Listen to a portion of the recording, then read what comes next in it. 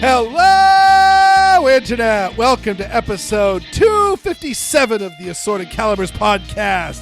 257 ACP Wildcatters, make this happen! The Second Amendment podcast has a little bit for everyone. I'm Weer'd, and with me, the hostess with the mostest, Aaron Paulette. How you doing, Aaron? I have a surfeit of temper and a deficit of patience. So I'm here. How are you doing, Weer'd? I am. Just to be clear, everyone, I'm not mad at Weer'd. It's just I'm upset at a lot of things, and every so often his ADD just kind of makes me twitch in the same way. You know, your wife looks at you, every month, and it's like, stop breathing so loud around me, that sort of thing. But I interrupted. Please continue, Weirdington. It has been a rocky few days, but things are looking up, and I will leave it at that. But that's probably also why I'm a little spazzier than usual, and so we're gonna do our best. I'm gonna do the show. It's gonna make me feel good. So if the listeners, dear listeners, if this show sucks, at least it's making me feel better. On 2A news for Weird, I took a lovely non-binary person to the range this weekend. Oh wow! Yeah, they were a friend of a friend, and they were curious about shooting, and it was good. They had not heard of Operation Blazing Sword, but they sure have now. Yay! And just as a way of the no, let me show you what an ally I am. Here's Aaron and I on the red carpet in Texas. And the first thing they said was, "Oh my God, her dress is gorgeous." So, and your dress was gorgeous, Aaron. It was. They were not wrong. But yes, it was absolutely wonderful. First up, they are an absolute recoil whore. They had never heard the term, and they were delighted by it. But it was one of those, we started off with 22s, just the usual stuff. And my daughter came along, and oh, did she make me proud. Like, she suddenly went from, there was a few issues that I was like, we got to work on the trigger discipline. We got to be a little bit more cautious with the muzzle, because I'd had to grab the rifle a few times as she was coming down off of it, and it was kind of swinging. And none of that stuff was there. Like, and she was loading and firing her own rifle just fine all by herself. I was very, very proud of her. And we branched out a little bit. I brought my, I've got a Glenfield Model 60. That's the Sears version of the Marlin Model 60, and loaded up. She never shot us. I'm like, all right, now that your trigger discipline's good, we can go with the, we can go with the semi-auto. And she's like, okay, she fired it once. Oh, that's way easy. I like that. And so I said, okay, so put more in. Put more. How much does it hold? Fill it all the way up. I'm like, we're not going to do it quite there yet. And I definitely had to do these slow down there, Geiger, with the bang, bang, bang, bang, bang, bang. I mean, it's a Model 60. They were all going into the paper, but, but we're still talking about your daughter, right? Yeah, talking about my daughter. Yes. Okay, great. Yes, the friend that came to the range, they were, well, they first up, they were not doing the full on blazing. It was perfectly fine. They were marking the paper just fine. Their form was looking great, but the 22s were good and all of that. Then we moved up to my 1911, and they're like, that was nice. And then we had the 357 Magnum with my extra spicy hand loads. And it was a very, very humid day, and we were shooting at the indoor range, but it's not air conditioned at all, And so it was just fairly... breathing in clouds of lead and propellant. Well, it's got a really, really good air handler. So it's the okay. It's not a, it's I've definitely been to those indoor ranges and they suck. This was a, I've been to nicer ones. It was one I took my father-in-law to in Florida, where it was one of those, like, I don't even smell this gun going off. Like, not even a little bit. It was such a clean air handler. But still, because it was humid, the fireballs were just hanging in the air, and it's just huge fireballs coming out of this 357. And they were like, oh yeah, I could do that all day.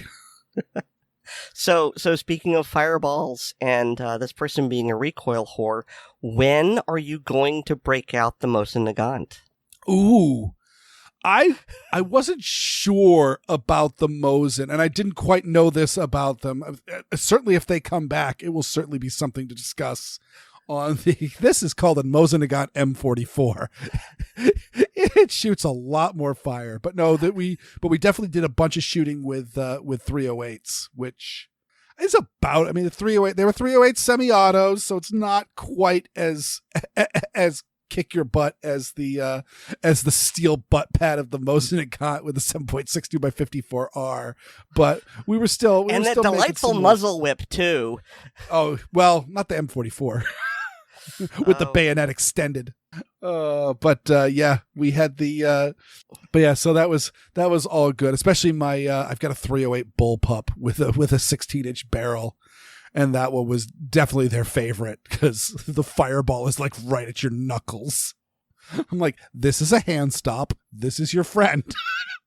You want to feel this hand stop all the time because you don't want to go any further beyond this. So yeah, that was an absolute delightful time. Cleaning all the stuff was not as delightful, but I was very, very pleased that this person went through, and I was also very pleased that they have politics that are much more left wing than mine. Again, my whole big theory: there's a whole school of left wing gun owners out there, and we need to welcome them because, hey, guess what? If we can all agree that everyone gets to keep the guns that they want and we can buy machine guns at gas stations, then you know what? It's really not that big a deal discussing healthcare and abortion and all that other stuff. So, but either way, it was fun. It was fun talking politics, and while we were driving to and from the range, and yeah, it was that was a good day. A good time was had by all. A good time was had by all. Again, that's what I always say when taking a new shooter to the range. All right, here's what we're doing. Step 1, everyone's going to stay safe. Step 2, everyone's going to have a good time. And at any point, if any point anyone's not being safe, we're packing up and going. I'm going to stop it. At any point you're not having a good time, you let me know. We'll stop it and we're done. Because that's all. It's like, oh, where are my shots going? Yeah, they're hitting paper. I don't care. So long as every bullet goes into the berm, I don't care. You could throw the grossest shotgun grouping ever. If you're a new shooter, I don't care. Once you've been shooting for a while, all right, now I'll make fun of your crappy group. But let's just let's just have fun and let's just be safe. So yeah, this new Massachusetts law, which claims to make people safe, you have it listed here in the show notes, and apparently the Massachusetts Gun Rights Group, GOAL, the Gun Owners Action League. Thank you for interpreting my pause. They have titled this the Lawful Citizen Imprisonment Act. And for a moment, I thought that was the actual title of the bill. And I'm going, Massachusetts is really putting it on the nose. And no, they aren't. They're calling it some sort of mealy mouth thing, like a gun bill for safety or some other thing like that. But looking at all of the BS in this bill, GOAL isn't wrong.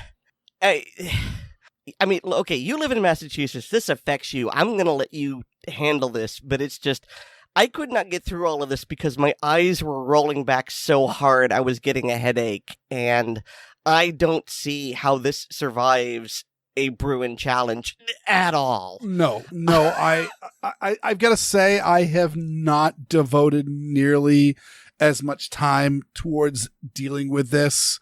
Number one, because thankfully all of my representatives have not chimed in with it, and as a general rule, they're actually quite pro Second Amendment as far as Massachusetts goes. But yeah, this is one of those things that I got thinking, oh, maybe we're doing okay, because when Bruin went down, when NYSERPA v. Bruin went down, Massachusetts just kind of rolled over. Like the next day, Maura Healey, the person who issued like the most disgusting anti-gun edict, it wasn't a law, it was just an edict, is very similar to a lot of these ATF things, just suddenly declared that the bulk of semi-auto rifles are suddenly illegal in Massachusetts. And many of us, myself included, who bought Massachusetts compliant firearms, we're breaking the law, and they could throw us in jail, but they're not going to, because they understand. Yeah, that's a non-binding statement. And so I was definitely very wary when Maura Healey got elected governor, and I took a Democrat ballot during the primary so I could vote against her twice. But she just kind of rolled over, and all of a sudden the restriction bar on the Massachusetts license just disappeared. So my Massachusetts carry permit, because of course when I moved to my wife and I decided to buy in houses, look at houses, I said I am only looking at houses in towns that are marked per the Northeast Shooters Forum as green, which are towns that do not mess with you. If you have a clean, they're essentially shall issue. If you've got a clean background check, they're going to give you the permit you want. Versus, say, the towns that I'm living in. I'm here. I'm holding my original Massachusetts permit. I've still got it, issued to me by Medford, Massachusetts. And it's got a big red stamp on it that says target and hunting only, which means even though it says license to carry, I am only allowed to carry the gun in a locked container when going to the shooting range, or if I am target shooting or hunting. And so it's a license to carry, but it's not. And my current permit says restrictions none. And when I renew it, it will not have any restrictions bar at all, because that no longer exists in Massachusetts. Now an LTC is just an LTC. Hooray. My goodness. The Massachusetts, all these other states are playing games with Bruin, but Massachusetts is not. But exactly. But remember that other shoe? Well, here it is a dropping. So this law is stating that all firearms must be in a secured locked container. At a minimum, the container must be capable of being unlocked by a key. And the key thing is, and must be able to deter all but the most persistent from gaining access. That is very, very loaded. There was a court case where somebody used tools to take apart a wooden case that guns were locked in, but I guess it had exposed hinges or something like that, and gained access to the guns, and they were charged with improper storage, and the court ruled that it was in a locked container. The container was put together. The person took the container apart by means of tools. That's not unreasonable.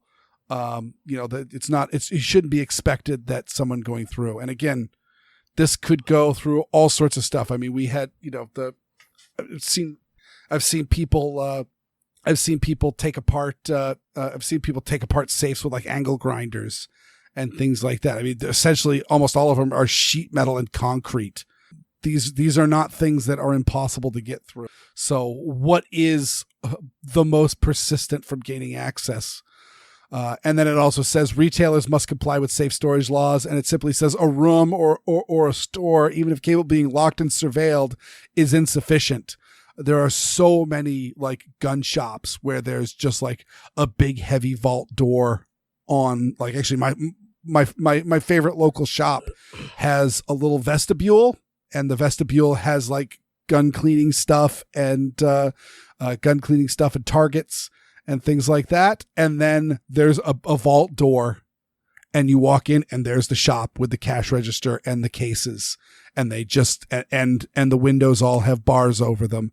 And so, yeah, they just like at the end of the day, they just shut the doors, and the store is locked, and you're not getting in there without a lot of effort. But evidently this is they're going to make this bad. They're going to make him take every single gun out of the gun case at night and lock him up, and then take him out in the morning because that's safety. Let's see.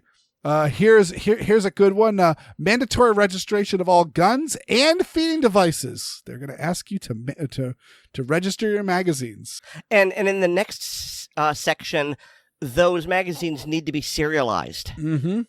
I mean, we should all be numbering our magazines, but given the what Benjamin Blatt was telling us about the rule for gunsmiths taking possessions of firearms for modification for more than 24 hours, where they had to have these like extremely strict serial numbers where it needed to be like a unique serial number like for everything, as opposed to just unique to that make, model, and design. So it'll be interesting to hear, like, can I just call it 1911 magazine 1, or do I need to be issued a 72-digit serial number alphanumeric for it? And then I need to have that engraved. And can I do it myself, or do I need to take it to a laser engraver? Do you know how many magazines I own? Because I don't. Let's see. Privately made guns must be registered within 7 days. Let's see. Mandatory reporting of any modification or new parts to a gun. Oh my God. Do you even know what guns are? So here's a question for you. One of the changes here is that the FID, which I assume is firearm owner ID card. Yes. Okay. Changes that to long gun permit. Yes. So in Massachusetts, we used to have multiple tiers, and I'm not going to get into that because we got rid of it and they were terrible. But now we have 2 tiers of gun permits. We have the FID card, which this is going to get kind of ironic. The FID card used to be, I guess you could call it the one. It could be technically the Elmer Fudd card, because it was only for low capacity long guns. So it did not include handguns, and it didn't include anything that could be considered an assault weapon. It was for hunting guns. And it used to be actually a lot more popular popular here, because it also used to be issued for life. You would get the permit and it'd be good forever. And I actually know of some people who have long guns and have an old permit that has no expiration date on them, and they are not going to play any games and sign up for the new, renew it and sign up for the new permit that has an expiration date, because they have a permit that says it does not expire. And therefore it's legal for them to possess their gun. And so far that's never been challenged. But essentially, since that rule got changed and they had the same 5-year expiration date as every other Massachusetts permit, the long gun permit is essentially for 18 to 20-year-olds for buying guns, because you can't possess handguns yet. And so therefore you can only buy long guns, and therefore you can't get the license to carry. But guess what? You can get the FID. And so now it's going to be called the long gun permit, and it bans anyone from under 21 from acquiring or carrying semi-automatic firearm, rifle, or shotgun. Okay, so it's still, I read that too quickly. I thought it banned everyone from under 21, like many places are doing, from owning any firearm whatsoever. So therefore, what's the point? But it's just making sure that there's no semi-autos. So even low capacity sporting semi-autos can't be done. So your duck guns and your Browning Auto 5, you cannot have a Browning Auto 5 for duck or clay shooting if you're under 21, because the horror. It's just punitive and petty. And let's see. Okay, so just to make sure I understood correctly, because I kind of zoned out, the FID is basically the hunting permit, and it is wholly different from a concealed carry permit, and it is not like an Illinois FOID. It is not like an Illinois FOID in the fact that Illinois FOIDs can be issued to anybody, and I think are they good for life? I can't remember, but I don't think so. Yeah, but no, this is essentially the hunting permit or young adult permit. Gotcha. So you are of age, you are 18 to 20, so you can legally buy guns, but you're not of the age where you can buy all the guns. And so this permit allows you to have the quote unquote safe guns, of which I'm sure they'll soon ban once they get rid of all the other ones. So one thing that amuses me darkly and ironically is that this bill wants to now essentially deputize retailers, FFLs, because, well, first of all, you have to be a licensed retailer to sell any magazines, but also retailers are now required to confiscate inexpired license presented to them, and they then forward them to the local licensing authority and basically, well, sort of act like, well, I don't know if bouncers were allowed to do this. They would confiscate IDs. Well, apparently this is now going to be written in law that if you present an expired license, they now have to seize them and forward them to law enforcement, the government. And then that last line, notify the license holder of their responsibility to surrender their firearms and ammunition. Because apparently if the thing expires, you're not allowed to own this. Correct. What? Correct. In Massachusetts, the permits are to own, not just to carry. Yeah. Every time I buy a firearm or ammunition, my permit comes out of my wallet and goes onto the table. And note that every time I renew it, they're supposed to renew it in 30 days. And for the last 15 years, it's taken at least 90. So I'm walking around with an expired permit in my wallet, which is technically still good because the law does have a grace period. I'm sure this law, if it does get passed, we'll make sure to get rid of that grace period. That the moment it expires, suddenly all your rights are null and void, and and even though they're breaking the law in not timely renewing my permit. And apparently, it's not clear to me, but we're down to Section 56, new training mandates. It sounds like in order to get this permit, you now have to pass a much more stringent set of requirements.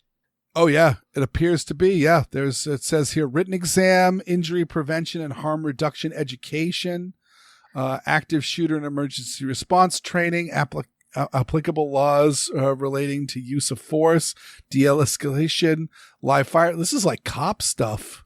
And students must meet new establishment. Yeah, for right now, NRA basic pistol is the training class that you need for the LTC. I think NRA hunter safety might be the one for the FID, but they use the NRA standards. There are also as applicable, so you can have other standards. Well, my main reason for bringing this up is because, gosh, I wonder how many hours that will take. I wonder what all those courses will cost. I feel like they are trying to price people out of firearm ownership, both through actual cost and through time. Well, I will note that there is a town, a few towns away from me, where the population is not majority white, and believe it or not, this town before NYSERPA v. Bruin would only give unrestricted permits to people that applied unless they had direct connection to the chief of police. And if you actually looked at demographics of a certain town and looked at how they issued permits, it seemed to be that if certain demographics lived in that town, then they were going to give you a hard time when you were applying. And NYSERDA v. Bruin says you can't do that. You have to treat them all the same. And if you actually go to like the like very, very wealthy, we got the Wellesleys and the Duxbury, which is known as Deluxeberry. These places that are filled with mansions and wealthy CEOs and all that. Oh yeah, no, they'll just give you a permit. It's fine. And then you go to places that have housing projects and the housing is very affordable and densely urban settled. And no, they're going to completely screw you over. So yeah, this is a magic way to keep out the poors, because yeah, if you're working 2 jobs, you're not going to have the time to go do all these training, and you're definitely not going to have the money. So yeah, it's evil. Hopefully it won't get anywhere. I will note that I don't think there's been a single gun law passed since I've lived in the state of Massachusetts, and I've lived here for over 20 years. I'm really surprised to hear that. Yeah, Good surprised, but surprised. It's all been underhanded, like the type of crap that's going on right now on the federal level. It's, ATF rulings, it's in this case, it's the Attorney General. The Attorney General's issued rulings and things like that are just sidestepping the legislature. But when the legislature get through, the only anti-gun law that has come through, and this was like, I want to say like 10 or 12 years ago, they tried to put through a law that LTC permit is shall issue. If you can pass a background check, they will give it to you. The chiefs of police had no grounds to deny it for personal preferential treatments, and so they wanted to get rid of that because people could still own guns, and so they tried to do that, and Goal got a hold of it, and they ended up going. Now you can get denied you can't now because of Bruin. what little they did gain, they lost. But for a very short period of time, the LTC did become may issue, but we got rid of there was several tiers. There was like 4 tiers of licenses. It got reduced down to 2. Pepper spray got taken off. And I'm trying to remember if there was one more thing, but essentially it was a net positive. Like, it actually turned out to be like, it was a very good bill, because it was one of those like, yeah, go ahead and deny someone with a clean background the right to own a firearm. This is just going to ask the Supreme Court to come have a look at this. So we shall see. I will say that so far the waters have not been great for anti-gun laws in Massachusetts. The anti-gun activist community is not very strong here, and which is very good for my own personal safety, because I like to poke the bear, and all the people that are most mad at me are all in other states. But yeah, we will see. We're going to keep an eye on it. It's just disheartening because it seemed like Massachusetts was just rolling with it, and they've changed their mind. But as you said, Aaron, this was ripe for a Supreme Court challenge if it does get passed. And speaking of court challenges, we have some good news in the courts. Okay, so this is about a very late-breaking case. This was announced the end of June. And neither Weer'd nor I really have the mental capacity to fully analyze this in a way that it deserves, so we're probably going to miss important parts, and for that we apologize, but I figured it was better to half-ass it than to not ass it at all, and then people wonder why we weren't talking about it. I just love that you just said not ass it at all. I'm going to be saying that like all the time now, Aaron. Thank you so much. You're welcome. So this is about a case called VanDerStok v. Garland.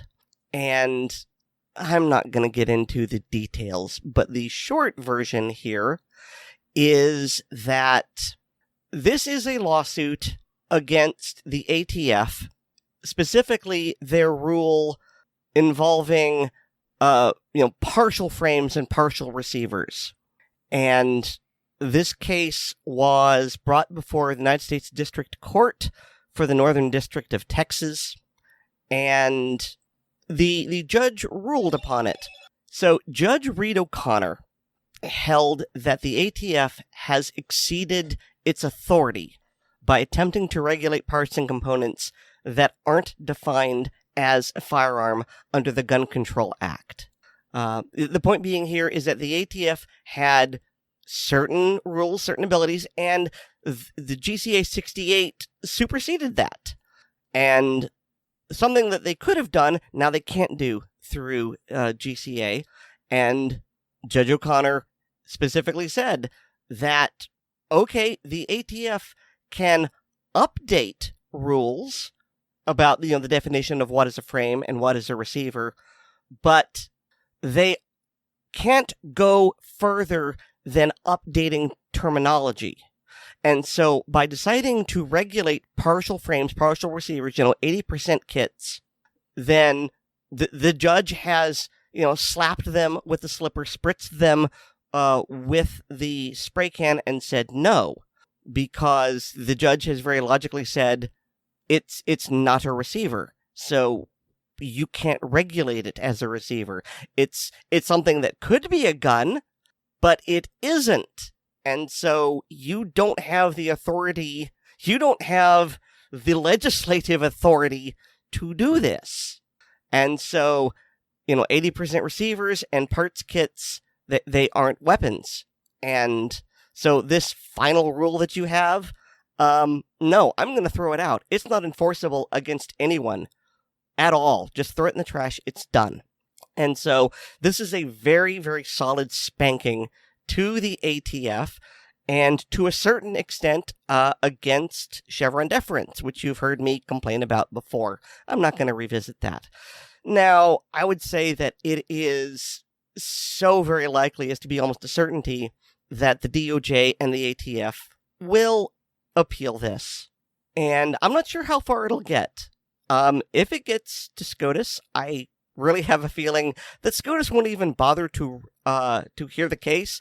They will essentially remand it with, okay, look at what we said about both Bruin and, that other case from not long ago that involved Chevron deference and the EPA. Mm-hmm. And it's going to be the SCOTUS equivalent of, I said what I said, don't make me come down there. But that's just my opinion. Yeah, no, I mean, it's, especially we've talked about this heavily. I mean, essentially, with all in all seriousness, this ruling on unfinished frames and receivers was so poorly written by the ATF that essentially every Home Depot and Lowe's suddenly is a firearm shop, because guess what? I can make a slam fire shotgun easy with like $50 worth of equipment from either of those places, including the tools I need to build them up.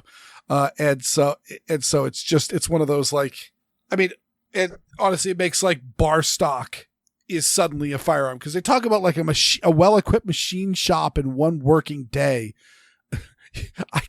You could turn a piece of aluminum into a firearm. You could turn a block of wood into a firearm. Like, you can make guns work pretty easily. They've been around for hundreds of years. It's not a big deal.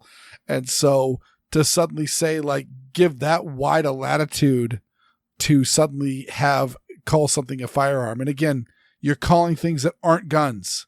You buy a Polymer 80, it comes to your door. You can get a Polymer 80 and all the appropriate Glock parts, Glockish Polymer 80, all the appropriate parts. You can't put it together. You need to mill out the receiver to make it work. It's petty. It's dumb. There really is no founding on this.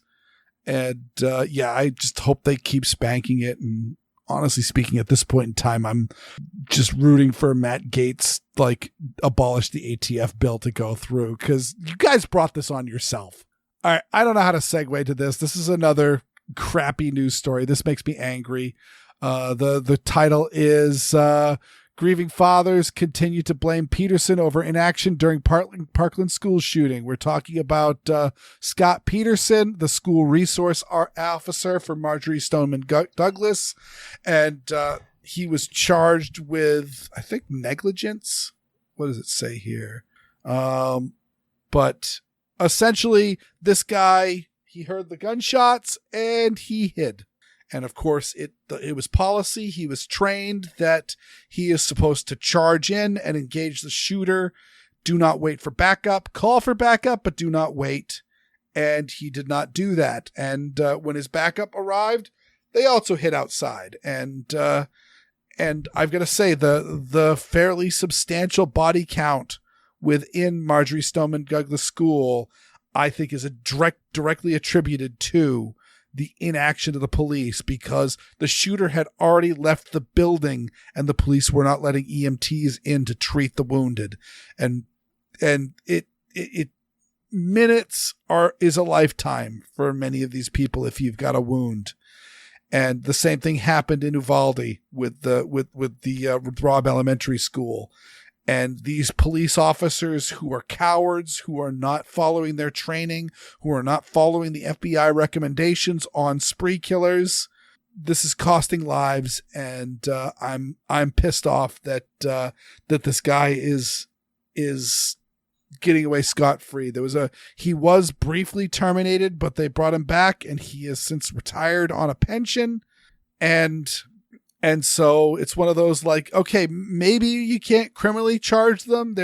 I forget the name of the court case, but there's a court case that said that the police are not obligated to protect you. You can't sue the police for not saving you from a danger. But I want to say Castle Rock v. Gonzalez, but I'm not sure. That sounds pretty right. I bet you're right. Yeah, but by all means, Google that to see if that's going. Well, okay. Castle Rock v. Gonzalez ruled that a town and its police department could not be sued for failing to enforce a restraining order. There are all sorts of similar awful things. There have been multiple court precedents where the courts basically say, yeah, you can't sue the police either individually or as a department for failing to protect you. And I sort of understand the reasoning behind that, because the police can't be everywhere, and if they're like all on one side of town dealing with a spree killer, and then you're being assaulted on the other side of town, they can't get to you in time, you can't sue them. I understand that. But that also means that when the police, when they just choose not to do anything, you can't hold them responsible. So, yeah, there is definitely some, we'll just go straight to just cowardice, that he was scared. And he chose not to do it. And I totally understand being scared of gunshots. Like, I get it. It's dangerous. It's bad. Charging into that, you could be killed. If that's who you are, don't be a police officer. Okay, so here's a related thing, and then I'll let you get back to it. Warren v. District of Columbia is a case that held that the police don't owe a specific duty to provide police services to specific citizens based on the public duty doctrine. There, done. Awesome. Thank you, Aaron. Well done. Well done research. Amazing. But yeah, so this is one of those things of if you are... John Correa, actually, he's been saying this a lot in a couple of lectures of his. I've been watching Active Self-Protection, ASP. Absolutely great. You need to listen to their podcast, watch their videos, just do all that stuff. Listen to us too, but this stuff is good. He talks about the fact that if you think about it and you are not somebody who could pull a gun and shoot and kill somebody, you probably shouldn't be carrying a gun, because in that moment where you pull the gun and you hesitate and going through, that's an instance where someone could take the gun from you. And now you've taken a bad situation and made it worse. And so if you're someone who can't see themselves killing somebody in self-defense and just is not someone who would do that, then don't carry a firearm. If you're someone who can't charge towards gunfire while calling for backup, don't be a cop. This was not honorable police officer behavior, and he shouldn't be getting the rewards that he's getting over this. And he's getting dragged through the trial, but it's a problem. But the one thing that I did want to point out is that I mentioned that they talk about fathers of this, and several of the fathers who have gone through and spoken out about him. One of them is, I think, do they mention him? I think is it Ryan Petty is the person who's on Cam and Company all the time? I don't know. Let's see. Yes. So Ryan Petty is among these people, and he is he's the father who lost Elena Petty. His daughter, 14-year-old daughter, was killed in this shooting. I didn't see a quote from him. Elena's father, Ryan Petty, released a statement saying the jury's verdict did not absolve Peterson of his failures. Peterson was at the door of the building, heard the shots, and retreated to cover, remaining there for 48 minutes while the killer continued his rampage, he wrote. Peterson remained behind cover even after the members of law enforcement had entered the building and were treating casualties. He will have to live with his failures for the rest of his life. But one of the names that I saw was one Manuel Oliver, who has worked very, very closely with Michael Bloomberg's March for Our Lives through this, and has since been abandoned by Michael Bloomberg and is now just getting arrested in Washington, D.C. every time gun issues come up. But I would normally not note this, but all of the coverage that I have done of Manuel Oliver, this is very on brand for him. His statement is, the attorney said it's been 4 years of pain. Tell me about the pain. Tell Patricia, who's his wife, about that pain. What about your son, who's dead and possibly died from the inaction of Mr. Peterson? I mean, if I wanted to be charitable, I could say, well, you can't tell the son because the son is dead, but you can tell the two grieving parents. Mm-hmm. But either way, I'm saying, and again, you're 100% correct. And like I said, under most people, I would give this, but this has all been a vanity project for him. He did the whole resurrecting his son with CGI and having him talk about the stuff that he wanted him to talk about. And just essentially, he had CGI resurrect his son to turn him into a meat puppet. And this has all been me, get me in the limelight. Let me talk about this. And he is here speaking out against Scott Peterson and his incompetence and cowardice, but yet he's never spoken about publicly about police reform or dealing with this stuff. Like, this is the first time I've ever heard him discussing Scott Peterson. It's always been the NRA. It's always been the United States gun laws that he has been speaking out of. Meanwhile, I guarantee that he was one of the people that took the settlement from the FBI, because the shooter himself tried to turn himself into the FBI and they didn't bother. And again, the Parkland is one of those things that just illustrates how bad gun control is, because Bloomberg has latched onto this as one of those shootings to discuss for more gun control. But yet the police came and they did nothing. And before this, the killer was arrested, dozens of times. And had committed acts of domestic violence against his family, and had people complaining about him doing dangerous and illegal things with firearms and torturing animals and that sort of stuff.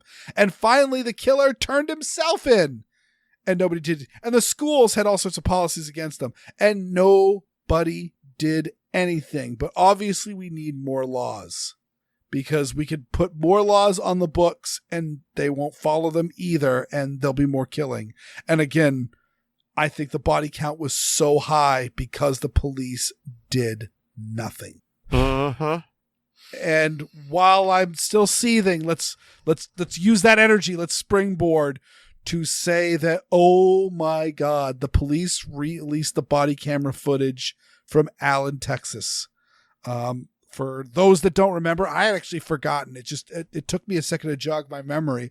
But Allen, Texas is that strip mall just outside of Dallas that where the killer, who was a Hispanic neo-Nazi, allegedly. There's a lot of, I'm really dubious on that. The best we've got is some pictures of some very, very fresh swastika and SS tattoos on a person where you can't see their face. And that's the only picture that goes around. Yeah, this is the guy who washed out of basic training in the Army. Correct. Yeah.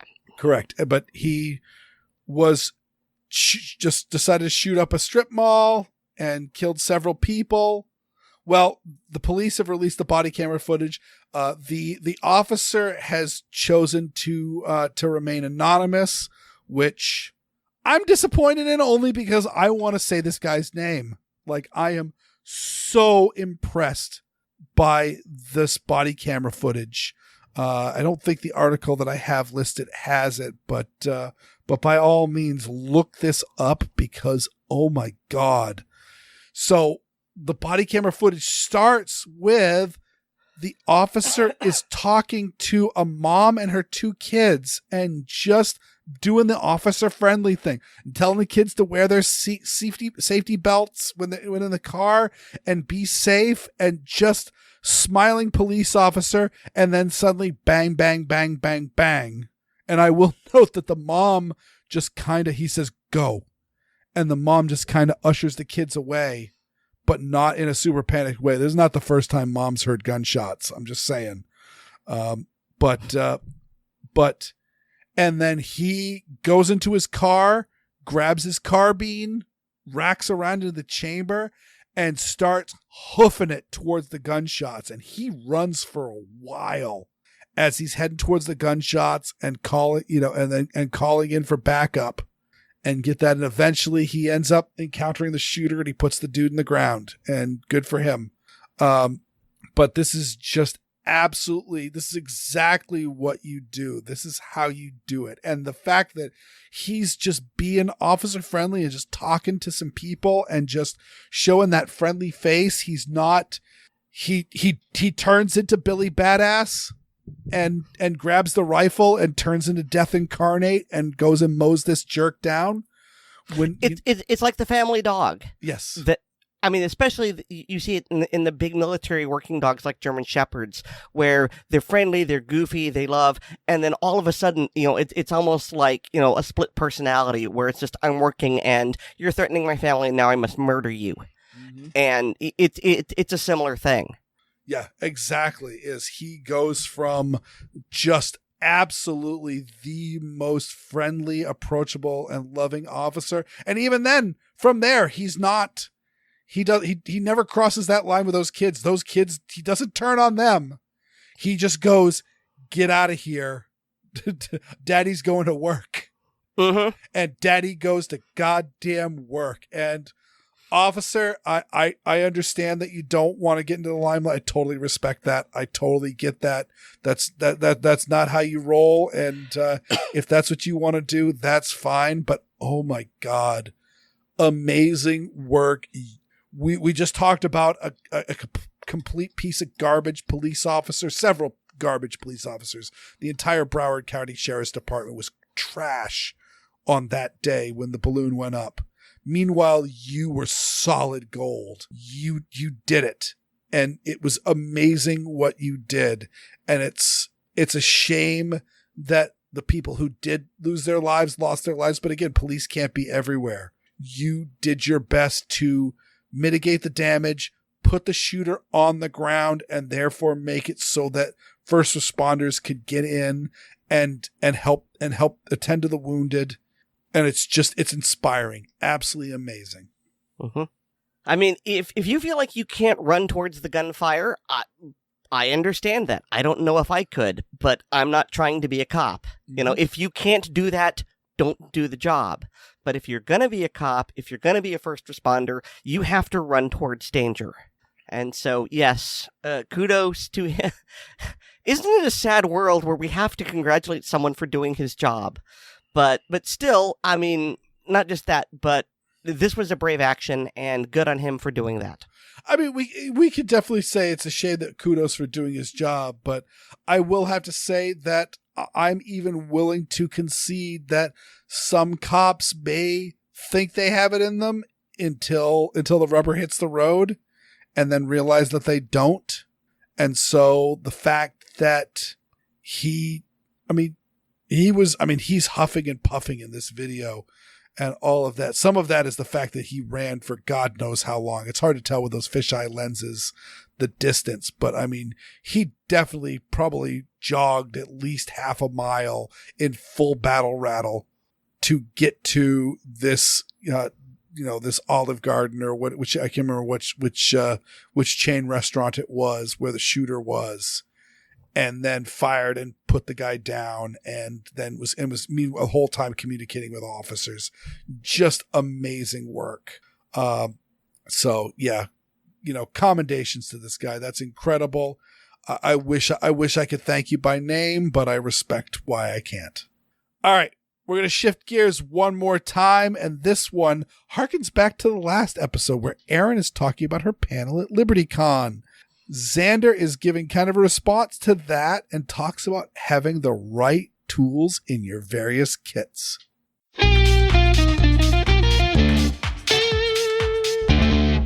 Welcome to Independent Thoughts with yours truly, Xander Opal. When I attended Erin's panel on bug-out bags at LibertyCon, there was a fellow who kept going on about the urban lore of using tampons instead of bandages. The problem lies, of course, with the fact that this particular sanitary device is not appropriate for wounds. The idea, of course, is to try to save weight, bulk, or both. That path is not a good one to go too far down.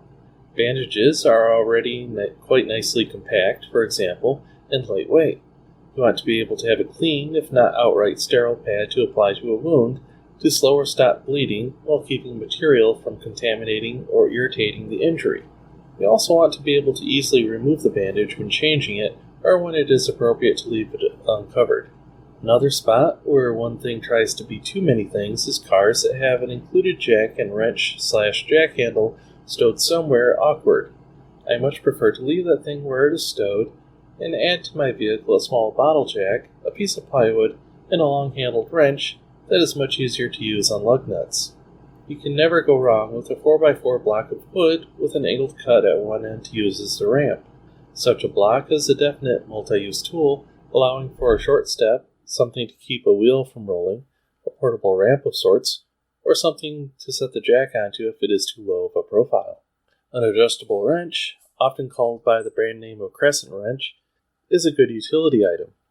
While it will simply round off nuts and bolt heads that are too tight for it, this tool is otherwise universal, a poor man's calipers when combined with a ruler or tape, and a fairly decent hammer. I also often carry two multi-tools with me. They have adequate knives, pliers, and screwdrivers. One being much smaller than the other, it gives me quite a few options, and I keep the smaller one clean for use with food. Rarely have the files been of use for anything other than smoothing out a broken fingernail. The wire cutters on the pliers are not for more than light duty, such as 16-gauge wire. If I try to use them like a dedicated tool, though, I will ruin something that I easily paid $60 for. So, when preparing kits, ask yourself what the items are or can be used for. If a consumable has a secondary use, will it be fully consumed by one use when you need it for the other? Or will a thing that tries to be too many things be so hard to use for any task that it was a waste of weight and space, and it would have been better carrying a little more weight in the form of the right items? Further, does a multi-use item have functions that either you really don't need or perform them so poorly the deal isn't one? And as with any tool you carry, it is best to make time to practice using it. I've mentioned before that an emergency or other high-stress situation is not the time to begin familiarizing yourself with a tool or task. Have fun, be safe, I hope I gave you something to think about.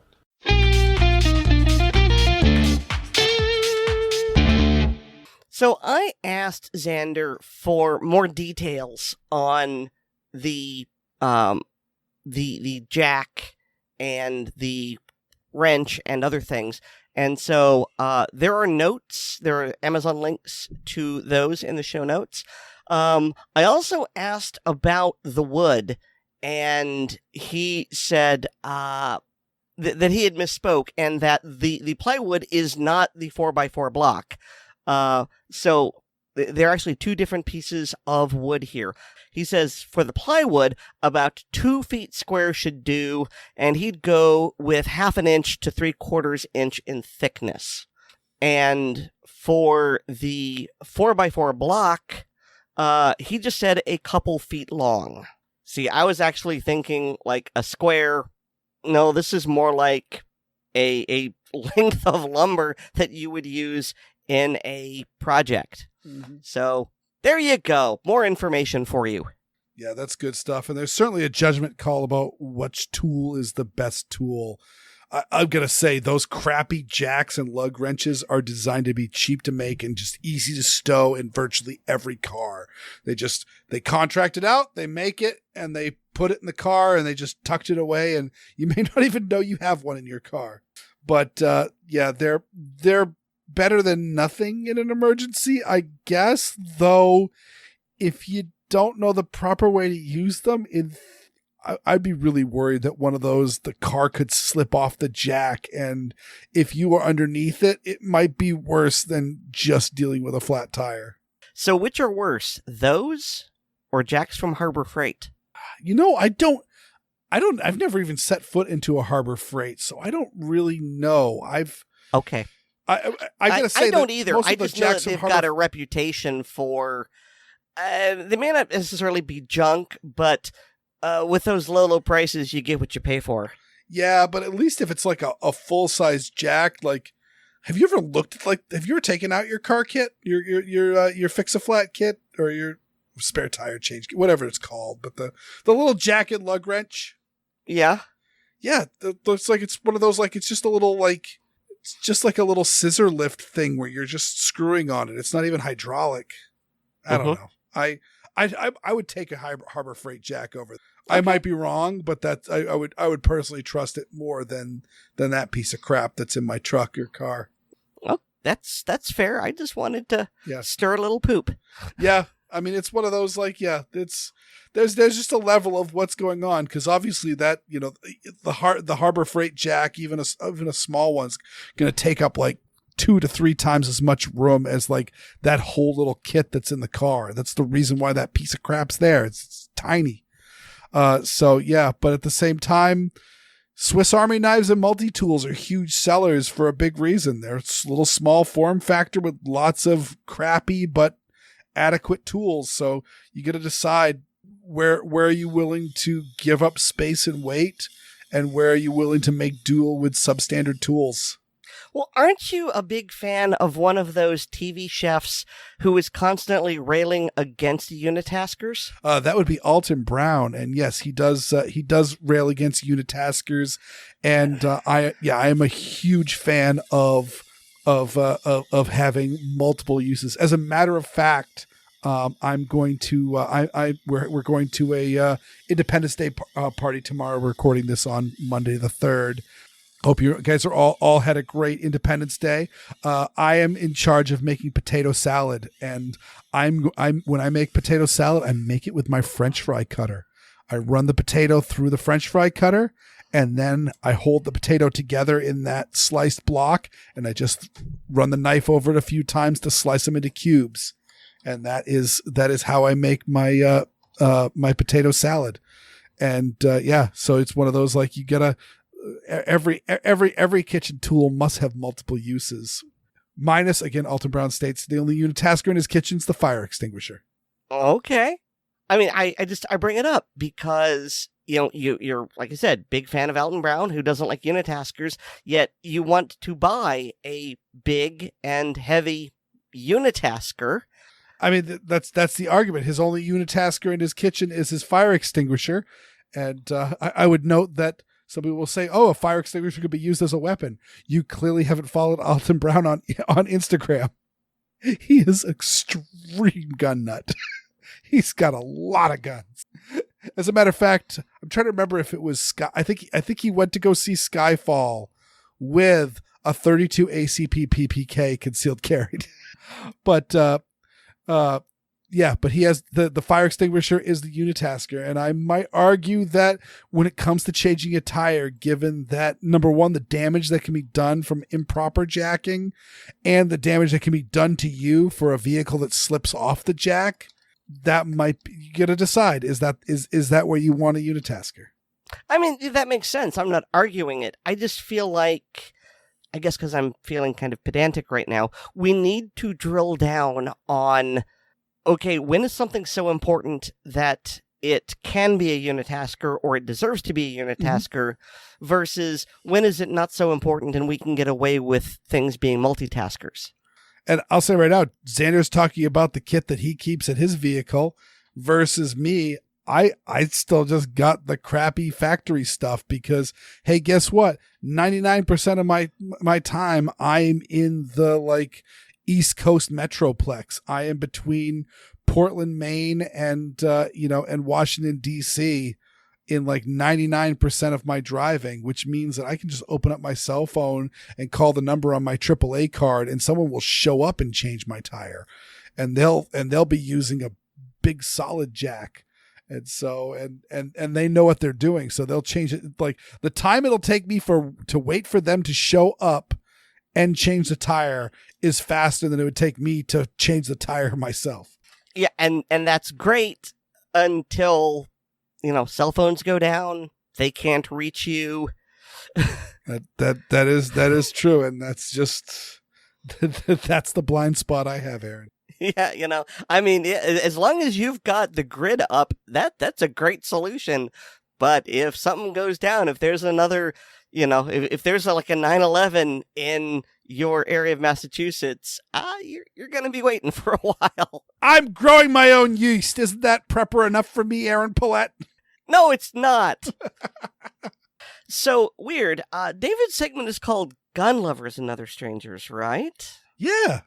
But he's not talking about guns this week. Well, he's talking about fireworks and their explosives, and they started with gunpowder. So, is that close enough? Are we going to give him a pass? It is technically like the prehistoric firearm. Okay, David, we'll let you by this time.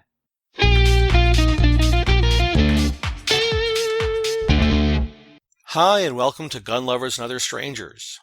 With Canadian and American Independence Days just passed, in this segment I'd like to talk about fireworks and fireworks safety. The concept of fireworks dates back over 2,000 years, and they've come a long way from their origin of paper or bamboo tubes thrown into a fire. Since then, we've added new colors, the ability to launch them, and considerably better reliability. However, at the end of the day, we're still dealing with a variety of small, or not so small, explosive devices. So a certain amount of care is called for. If attending a professional display, just stand back and enjoy. People who do this kind of thing for a living are very careful, and a considerable amount of planning goes into even a small, professionally run fireworks show. Hanging out at a friend's house and shooting off retail or consumer-grade fireworks is different in scope, but shouldn't be different in planning and safety. When setting off fireworks as a private individual, there are some basic guidelines that should be followed for the welfare of all involved. Only fireworks about to be launched should be out of their packaging. One responsible person should be in charge of setup and lighting. Communication between that person and any assistants is essential. Lighting should be done using some sort of standoff device such as a grill lighter, fireplace matches, or a road flare.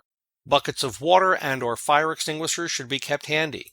As with firearms, absolutely no alcohol should be imbibed by anyone involved in setting up or launching the fireworks. After the show is done, a walkthrough should be performed to look for any live embers. While generally not needed, some people will benefit from hearing protection during a fireworks show, either public or private. Finally, be considerate of others. Any detonations should be limited to the few days centered on an appropriate holiday and no later than around 11 o'clock at night. Also, keep any pets inside with a comfortable place to hide. This is obviously not an exhaustive list. Two quick stories to reinforce the importance of safety when dealing with fireworks. My grandfather was missing 2 fingers on one hand because when he was young, he'd been setting off fireworks with friends and he held on to one for just a bit too long. This is also why fireworks should always be placed on a stand before being lit. Story number 2. Back when I lived in New York, one of my friends on the fire department would have a big party on July 4th every year, including several $100s worth of fireworks. Me, being me, I was voluntold to be in charge of setting up the fireworks. This included unwrapping them, splicing and taping fuses, and setting up ground launchers and mortars.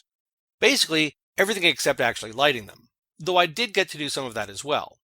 Frankly, I found the setup aspect more interesting and intellectually stimulating than the lighting of fuses part. At one point, I turned around to find the host trying to unwrap a package of fireworks. There were several problems with this. It had been agreed that I was the only one who was supposed to be doing that. He was drunk, and he was using a butane grill lighter with his finger on the trigger to try to get the package open. I politely relieved him of both the fireworks and the lighter and sent him on his way. I'm happy to report that there were no other incidents and no firework-related injuries occurred that night. In conclusion, be aware, be careful, and we can end the holiday with the same number of digits and holes we started with. 10-fingered Johnny on the first day of July. He loved the season's grand displays of fireworks in the sky. Way hey, toralorale. That about wraps up this segment. If you have any questions for me or suggestions for future segments or a comment on a past segment, please post them on the Assorted Calibers Podcast Facebook or MeWe pages, and Aaron or Weer'd will make sure I see them. I'm also a contributor for the Blue Collar Prepping blog, which can be found at bluecollarprepping.blogspot.com. We're always looking for people interested in submitting posts to the blog, so please check out the site. Finally, I'm a published author, and books with my stories can be found on Amazon under the name Brena Bock. That's BrenaBock. I'm also in anthologies published under my actual name. Look for David Bock on Amazon. Just not the guy who writes the computer books. That's all for now. Thanks for listening. I'm David, and this is Gun Lovers and Other Strangers.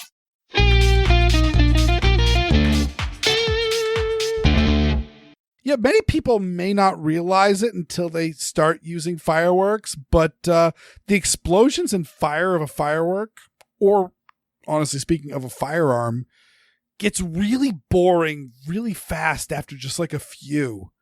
And in the case of firearms, we can focus on our groupings or, shooting from the holster or low ready. There's all sorts of like things we can do to make the shooting experience more challenging or otherwise raise the bar of our shooting.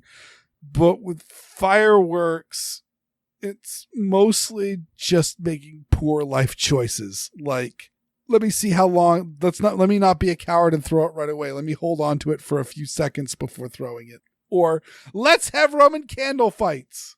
That's a recipe for some nasty burns. Yes, it is. And I know people who've shown me those burns. Now I welcome back to ACP Miles from Western Mass, where he talks about choosing a handgun for lefties.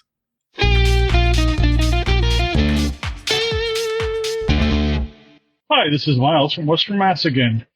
And this segment is going to be the first of possibly many, what I'm going to refer to as the Southpaw Corner. In this segment, I am going to be talking about pistols and the three features on a pistol that are in different varying of importance to be considered when choosing a pistol for a left-handed shooter. I will go from the least important one to the most important one, in my opinion.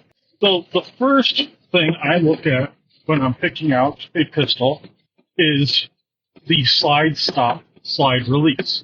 The reason why I say this is the least important one is for an everyday carry, the chances of you needing to quickly reload and drop the slide again is not very big, and also the more reliable and preferred way in that type of situation is to grab the slide, pull it all the way back, and slingshot the slide forward, releasing it from the fully drawn back position. So the slide stop, slide release being ambidextrous is not that big a deal. It's going to have one, but it's not something you're going to usually use. Now, if this is something that you're planning on using for competitions, then yes, you're going to probably want that slide released to make those reloads that split second fast but that's about all. The second feature, which is more important, especially depending on the type of firearm, is the safety. Ambidextrous safeties are very useful on some guns and not necessary on others. As an example, if you were to carry a single-action auto-loading pistol, like the 1911, having a ambidextrous safety is probably the most important thing to have, because the safe way of carrying would be what they call cocked and locked, where the hammer is cocked fully to the rear, and the safety is on, stopping it from firing. So you would need to have a ambidextrous safety so you can cleanly sweep that safety off as you draw it and get it on target. But if you take something like a double-action pistol, which has a long, heavy double-action first trigger pull, and then a crisp, clean, single-action trigger pull for each subsequent shot, the safety is less important. Some of those firearms still have a safety. Other ones only have what they call a decocker, where it safely drops the hammer down, and you can start from the hammer down position for that long double-action trigger pull. And then other ones, like your Glocks, your Smith & Wesson, M&Ps, Canics, SIGs, a lot of them do not have a safety at all externally. And those work on your safe action systems of one style or another, where unless you actually try to pull the trigger, it is not going to go anywhere, because there's usually a bar in the middle of them or some other type of thing that makes it so you have to be truly trying to pull the trigger. So on those, a safety, even if it has it, is probably not necessary to even use. Something with a super light trigger pull also would be something to consider having a safety on, because you don't want that very easily triggered trigger to accidentally get hit. The last and final feature that is probably the most important, if not the only truly important one in most modern firearms, is the magazine release. Now, if you have a 1911 where it's only what they call right-handed magazine release, yes, there are ways to hit the magazine release with either your middle finger or your trigger finger on your strong hand. It is requiring you to adjust your grip in order to eject the magazine, where a reversible or ambidextrous trigger means that in most cases, if you have a average size hand, you can hit the magazine release without changing your grip and reload much easier. Yes, you are removing one hand from the grip no matter what, because you do have to grab your spare magazine, but the primary, your strong hand in most cases, stays in place, hits the magazine release with your thumb on the right side of the gun for a left-hand shooter, and drops the magazine. So either like I said, a ambidextrous like the Ruger American or the HKs and some others along those lines that have a true ambidextrous safety are right. Other ones like the Smith & Wesson M&Ps, the Canics, which have a reversible magazine release, work just great as long as you don't have to worry about switching back and forth between a right-handed and left-handed shooter. Those are the three very important aspects to always be looking at when you're looking for a pistol for a left-handed shooter. If you enjoy this segment and want to hear about rifles, shotguns, and even revolvers, please let Weer'd and Aaron know, so I'll keep recording them for you. Thank you, and have a great day.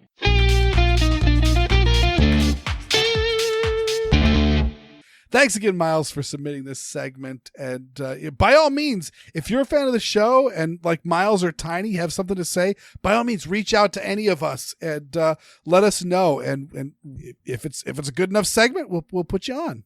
But I'm just amazed at how many left-handed shooters I know in like the gun blog, podcast, or YouTube community. And, of course, David's talked about left-handed shooting in the past as well, because David's a left-hander, but it's also great to hear the other perspectives. Not only does it help people who are left-handed shooters to better learn how to shoot and figure out some things about the firearm, but also helps those of us who are right-handed to kind of get the perspective of a left-handed shooter. Yes, and we must learn to love and tolerate them, even though they are abominations before God. It's absolutely true. If you're a left-hander, you're wrong! I'm talking to you, Ian McCollum! Thanks to each and every one of our listeners, and special thanks to all our supporters on Patreon. To go on Patreon, go to patreon.com/Assorted Calibers podcast. Patrons get an early release of the podcast, plus bonus content like the blooper reels, the ACP film tracks, and the ACP mag dump. They're awesome, but if you don't believe me, go buy them. And if you don't listen to me, clown, fudge, you!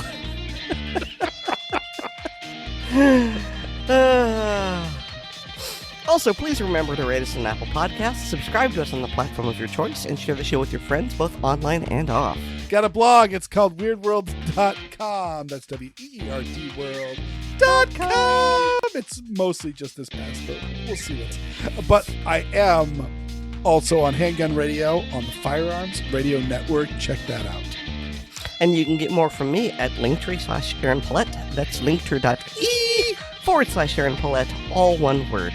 And you know who's awesome? Nate Spencer, because this music you're listening to, he did it. He did it just for us. He's a great guy. Well, I fart rainbows and unicorns, but Weer'd just farts poop. Our anal extrusions are assorted, and so is our podcast. Good night, everyone. This statement is biologically correct.